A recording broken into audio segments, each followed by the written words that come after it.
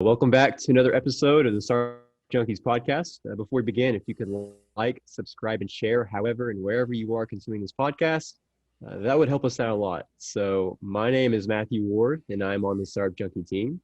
And today I have with me my usual co-hosts, Jeff Amerine and Caleb Talley. How are y'all doing today? Great. Glad to be here.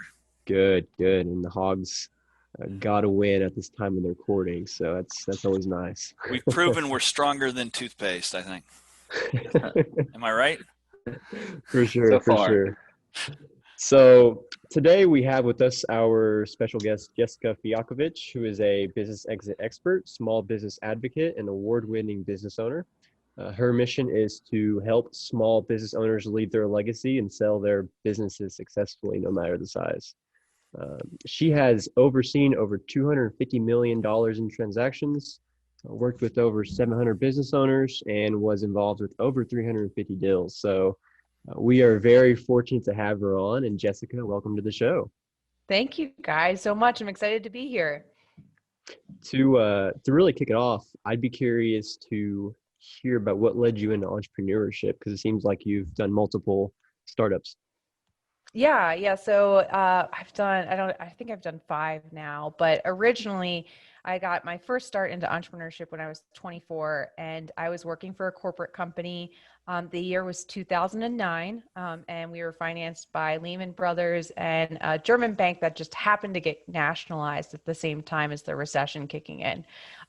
So it wasn't really ideal to be working for a large corporate entity at that point. And really the realization I had, my husband and I actually were working for the same company. So overnight we lost both of our incomes, right? And the realization we had there is that really the best control we have over our lives is to design something for ourselves. Like I'm a huge believer now, and there's this fallacy of protection and security in corporate jobs or anything. I mean, really the only security you can have is for yourself. So that was kind of my story. I had that realization when I was 24, and we opened our first business. It was actually in the wine industry. I had a friend at the time who owned a wine store, and he did very well and looked like he was very happy. And I was like, yeah, I'm going to do that too. So that was our first journey. And where's it gone from wine? So that was your first launch into it, and now you're kind of all over the M&A space. So talk a little bit more about your journey. Yeah. So that back in that corporate career, I was actually in commercial real estate development. So wine was a bit of a pivot. It was my early life crisis, but so we did that for about just under 3 years, and we moved to Florida at that time from Colorado. And through that journey, I had a lot of fun. But I did know that I really wanted to get back to more of a B2B environment.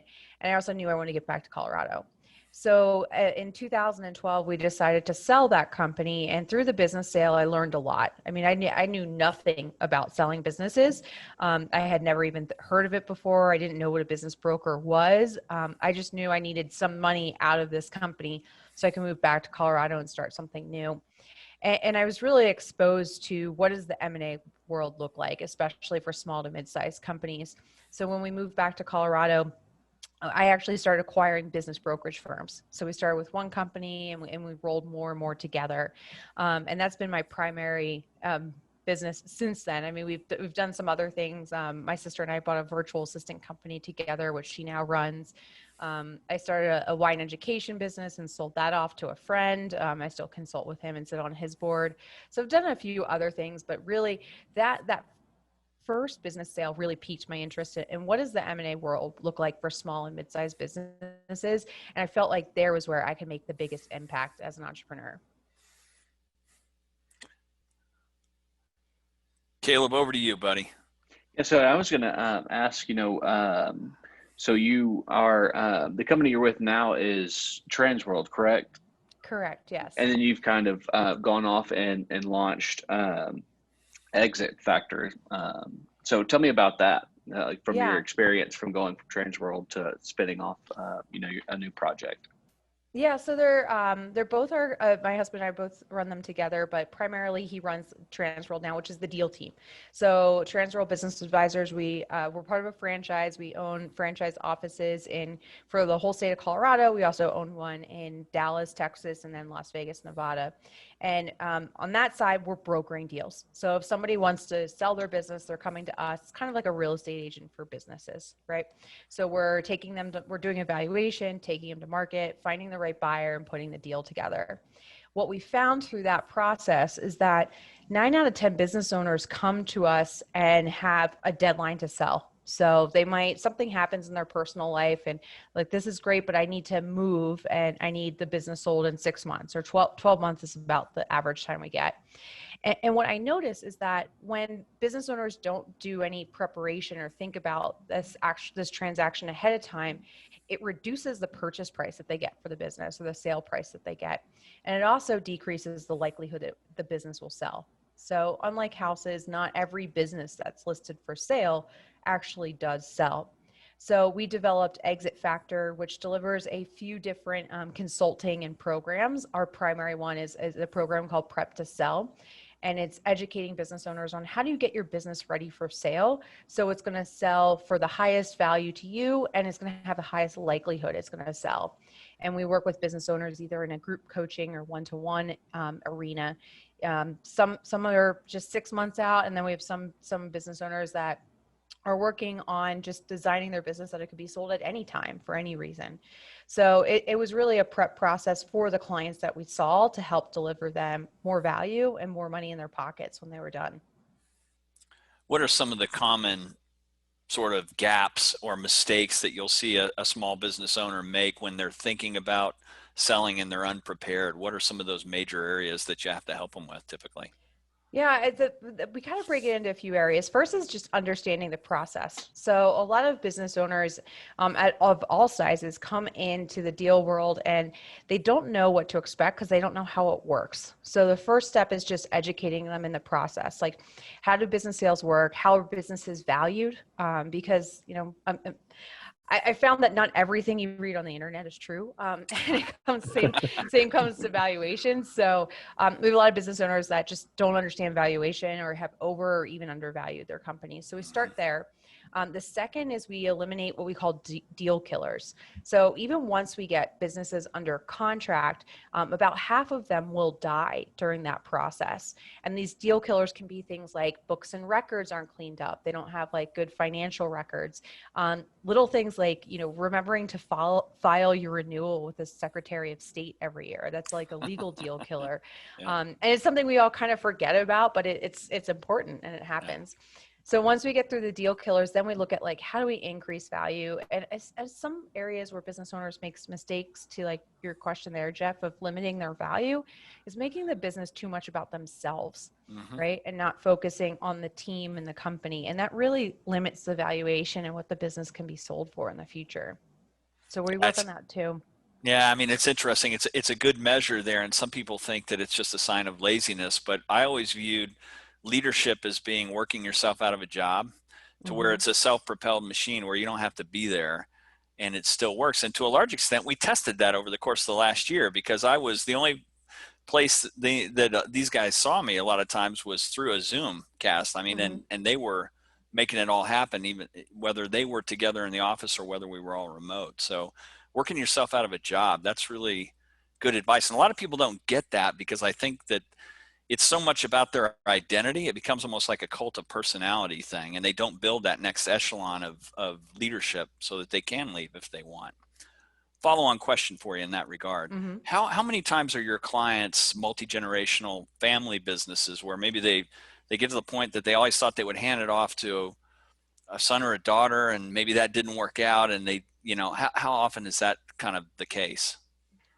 Very, very often. So another reason we started this company too is because my husband was actually one of those multi-generational plans, and we've seen this more of this trend with the baby boomer to the millennial generation, where the baby boomers have built their businesses for legacy, to hand off to their son or daughter or nephew or somebody in the next generation, and the millennials. This is a generalization, but we're seeing it very often in this type of situation. They have a much different idea of what they want for their life, or a different path for their life, and they don't want to take over the businesses. And right now, baby boomers own about 60% of all small businesses in the US.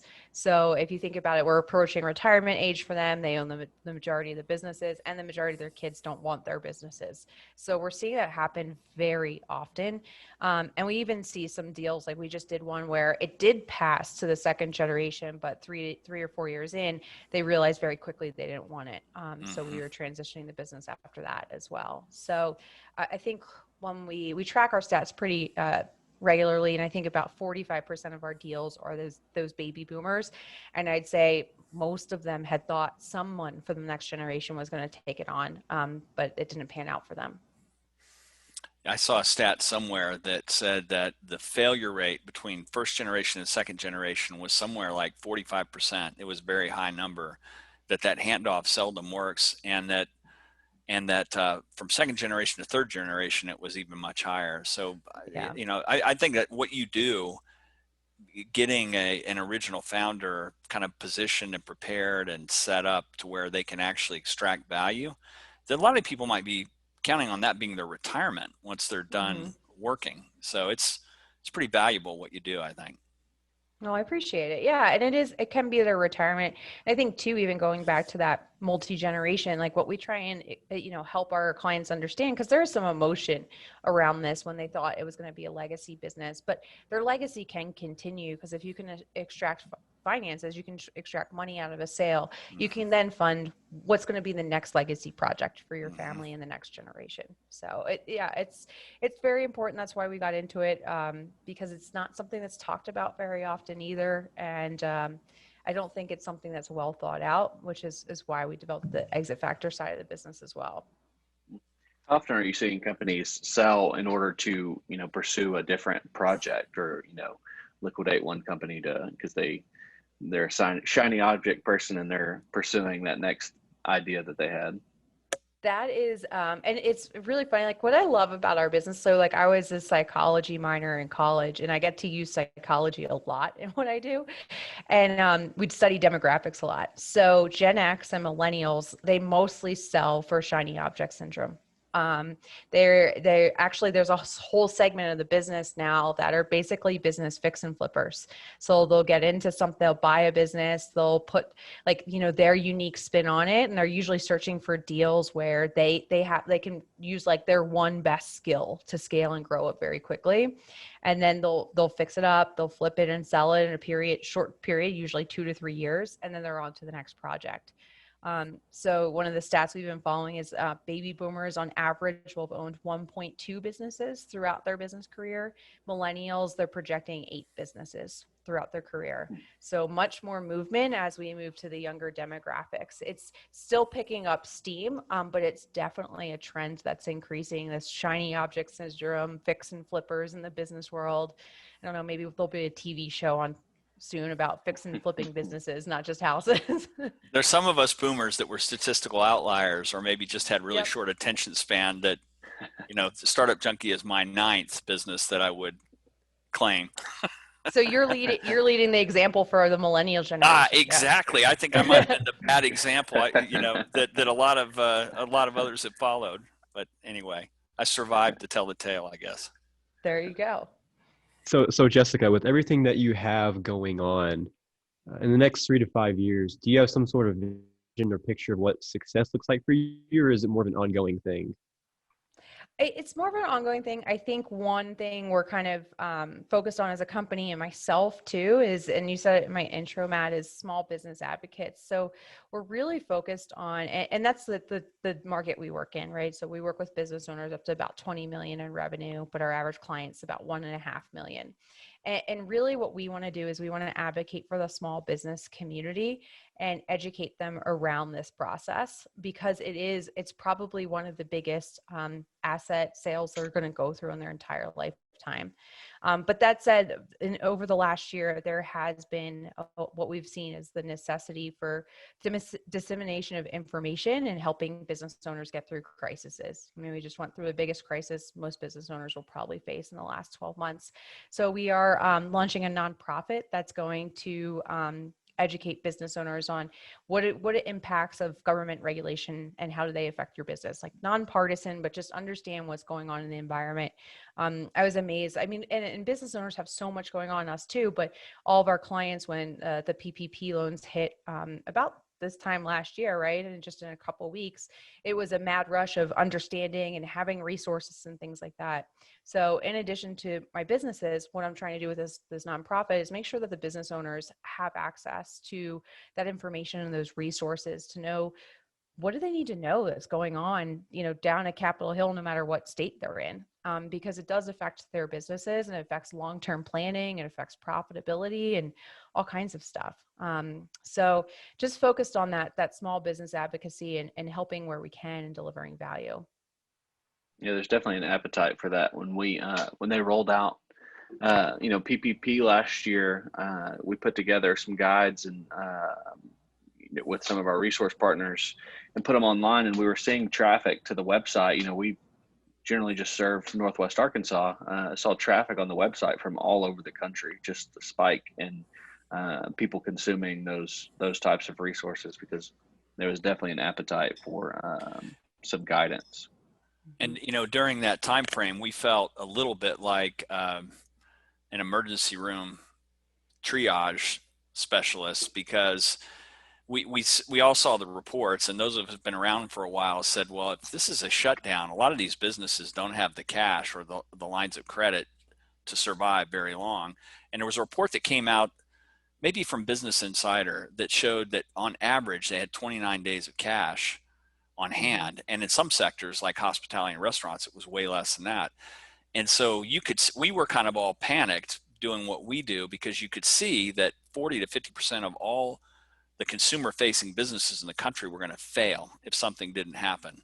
Right. Shorter, they were going to be insolvent. And so, when Caleb and crew got out the PPP guides in both English and Spanish, it made a huge difference. And we were still trying to, a lot of times it felt like we were pushing rope up a hill, because we the SBA couldn't get it out quick enough, and then the banks couldn't respond quite quickly enough. But somehow or another, it mostly worked in both waves. Thank goodness, because it would have been, we were on some pretty depressing calls. I'll just say that. And it's the tone is changing quite a bit. But yeah, your inclination to do what you're doing, the advocacy, the support, whether it's federal advocacy or state level, to just remove the punishment that small businesses feel sometimes. And the punishment is not necessarily that there's an overwhelming number of regulations, although some would argue that they were. It's just that they're incomprehensible. You can't understand what you need to do to be compliant. So that's a good move. Best of luck in making that happen. We feel like you're a fellow traveler in that regard, because that's where our heart and soul is as well. Yeah. And I do think like one good thing about the pandemic is I think some of us, some business owners and myself included, sometimes like we live under a rock and we don't understand what's going on, especially at the state level. Right. So we'll pay attention to federal, but maybe not necessarily what's going on in our state house and state Senate. And you're right, Jeff, like the regulations are hard to understand. So, but one thing I noticed is that people started paying attention more in the last year. So in Colorado, they just made a major couple changes to our labor laws. And it was amazing, because I'm part of a group called Entrepreneurs Organization too. And immediately everybody in EO was like, hey, can we get an expert to talk about these labor laws? So this appetite for like understanding and saying like, hey, what's going on? Like, how can we even be compliant? It's like, it's not even like, we're not even at the point where we want to advocate for ourselves or make an argument. We just want to understand what we need to do to be compliant, because sometimes that's even too complicated or too complex for us to understand and disseminate out of a bill that's 90 pages long, right? So well, and for sure. And if you think about it, if you're running any kind of business, you're thinking about how to sell and how to deliver and how to operate the business, and all this other stuff is like extracurricular that you wish you didn't have to spend time on, but it can be existential in terms of not understanding it. I mean, they can put you out of business. So yeah, it's amazing times we've all lived through, that's for sure. I know. Caleb, pick up the pace, buddy. Yeah, absolutely. You're thinking about basketball. I can tell. No, I had a question in my mind that I was mulling over while you were talking, and then it just kind of fleeted. And I think it was something along the lines of, you've started several businesses before, so you're a startup junkie, as us, of course. For some reason, we love that brand. Yeah, I know, right? So do you see yourself, still having that itch to start something new later on down the road, or does working with so many different types of company kind of, meet that appetite to where you're seeing different things, you're not doing the same thing over and over? Yeah, I mean, our industry, one of the best things is that I get to learn so much about all kinds of different companies. And I think at this point, I'm moving more away from the startup phase. Jeff has me beat. I think I was counting when we were talking. I think I've done 5 startups.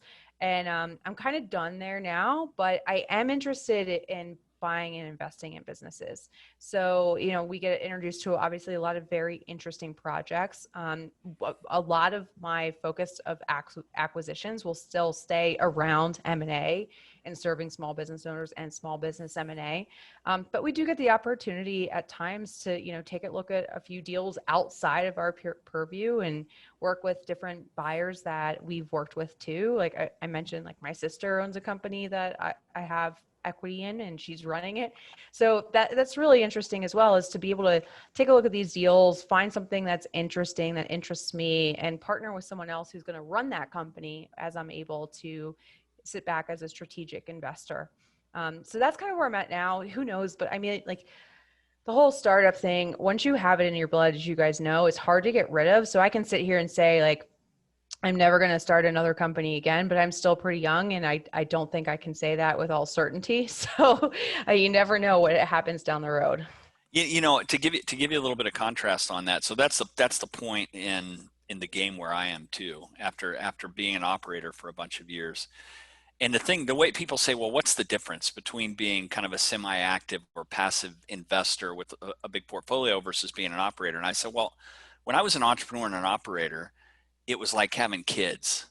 They're on you 24/7, 365, and there's no escape. You're waking up with it, you're sleeping. Investment is like having grandkids. Yeah. They come over, you sugar them up, you do all kinds of stuff with them their parents would never approve of, and then you send them away. There's somebody else's problem. And for me, a lot of satisfaction. I like being an investor from that standpoint. I can take a dive in occasionally and see how things are going and maybe help them out, but I'm not waking up every morning and going to bed every night worried about it. That's the management team's deal. And so I like it better, honestly, at this point. Maybe it's just because I'm old and worn out from all the operating experience, but yeah, investing is fun. I agree with you, particularly in great concepts and great people. Yeah. I like the analogy, kids and grandkids, right? Mm-hmm. It makes total sense. But yeah, so that's what I'm looking forward to. And the position that we're in, it's fun to find these deals, and also with our network to find the right operator that's going to be in that seat. So. Well, Matthew sent me a note that he's having internet trouble, so we might be without him for a little bit or the remainder. But I'd be interested to know, Jessica, you're a husband and wife team. It sounds like y'all are a husband and wife team dating back to before y'all launched this. What's that like? Yeah, I like it a lot. So I'm very hesitant to recommend it to other people because everybody's relationship's different. But my husband and I, we thrive in different areas. So he's very much he's got a weird combo of sales and numbers. So he's a trained CFO, but he's a great salesperson. But when it comes to operations and marketing, his brain just doesn't work that way. And that's how my brain works. Like my background is in marketing and operations. So we're a very good team that way. We do something called divide and conquer in the businesses. So any business we go in together, we literally split it down the middle and say, this is your side, this is my side. and we're not going to micromanage each other. We're both very type A, so that's also very important because we've never done well with managers in the past, and I have an inclination that managing each other wouldn't go that well. So yeah, and then we've got a great COO that helps manage all of our companies, and honestly, we're ultimately responsible to her because she's the one that making sure that the bus is riding properly and everybody's on. But at the end of the day, I think about of all the business partners I could have, there's no one better aligned in terms of life goals and what I want out of the businesses for myself is my husband. There's also other perks too. It's like, well, we're always on the same schedule. So if we have to take vacation, it's not like, you've got this going on and I've got that going on. Like we're on the same business schedule. So that's always nice too. That kind of raises the question that I get sometimes about work-life balance. And I always kind of answered that to say, no, when you're doing this kind of stuff, there's no balance. Sometimes it's full out crazy madness. And then other times as you figure some of it out, you take breaks. It's like interval training in a way, just so that you can catch your breath, but there's never really a balance. And the good news about having it where you have a family member involved is if you're aligned in that way, you kind of get it. I wouldn't have stayed married to the same person for coming up on 37 years if we weren't pretty aligned on some of the chaos and craziness. And we worked together in a bunch of ventures in the past too. I wouldn't have made it. I mean, most of the people I know that have done as many startups and businesses I've done have gone through a similar number of marriages. So finding that right partner, if you're going to work together, is really important. It sounds like you broke that code. So yeah. That's I good. mean, yeah, we've been in almost all of businesses we've done together. And we've been married for just over 10 years and we've been working together for 12.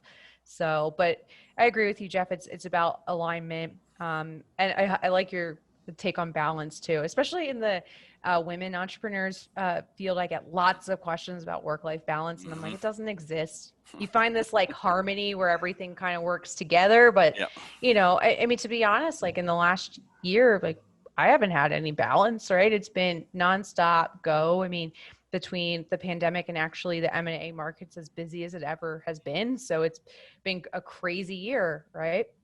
But the year before that, the business was humming along and I was in Asia and Europe. And I think I was on a plane like every 2 weeks, right? Doing some speaking stuff, but some stuff was fun, right? But it's just an ebb and flow. And I like your take on that because it's never balanced. And if you enjoy it, if you really love what you're doing, you don't feel like you're missing out on anything. I mean, you kind of weave in those other things that you enjoy doing as well. But this whole idea of work-life balance where you're going to set that aside and then it's like, nah, not if you're an entrepreneur. Forget about that. Yeah, there's no set schedule. No, and this is going to be your work and your hobby, your number one hobby as well, just because you love it. And it's not people used to assign a pejorative to that. They'd say, well, you're a workaholic, and it's like, no, it doesn't feel like work. I just love it. Yeah. So yeah. I agree. My hobbies, people will ask like my hobbies and they're like, well, I read business books and I listen to business podcasts and they're like, that doesn't seem healthy. I'm like, but it's what I enjoy. Like, what else am I going to do? Right. If this is what I like to do. So right. Yeah. Vacation's fun every now and then. It is. That's true too. Yeah. I mean, I can always read a business book on a beach. That's always nice too. That's exactly. Or listen to an Audible book or something cool like that for sure. Yeah. Caleb, land the plane, brother. Absolutely. So, Jessica, one of the questions, the last questions we like to ask our guests is, if you had the opportunity to go back in time, say before Exit Factor, or even back in your 20s before your first startups, and you had the chance to give yourself advice, knowing what you know now, what advice might that be? That's a great question. So I always say that I would have told myself, you don't have to do this all on your own. So when I was in my early 20s, I felt like I had to figure it all out on my own. Like it was a reflection of me and how intelligent I was or how successful I was to figure out the formula with my business. And with my business now and in my career now, I'm part of some masterminds groups. I mentioned EO and some industry groups and things like that. And I've learned that I don't have to make all the mistakes myself. I can learn from all my friends' mistakes, right? And I think that's an important lesson in life, and an important lesson to how to scale yourself faster as an entrepreneur is you can't do it all on your own. If you're going to do it all on your own, it's going to take you a much longer time. So that's the advice I would give to myself back then. That is super good. If our audience wants to learn more about the ventures you're running or get in contact with you or your business, what's the best way for them to find you?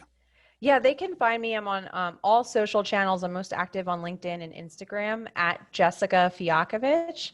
And then you can find me online, jessicafialkovich.com. It's Fialkovich. Even if you misspell it, you'll still find me. I'm like the only one with that type of name in the US. The Google So, search yeah. works. In prep for the podcast, you come right up. So yeah. Yeah. hey, And thanks so much. Go ahead. We'll include that in show notes too. I was just going to Absolutely. say, yeah.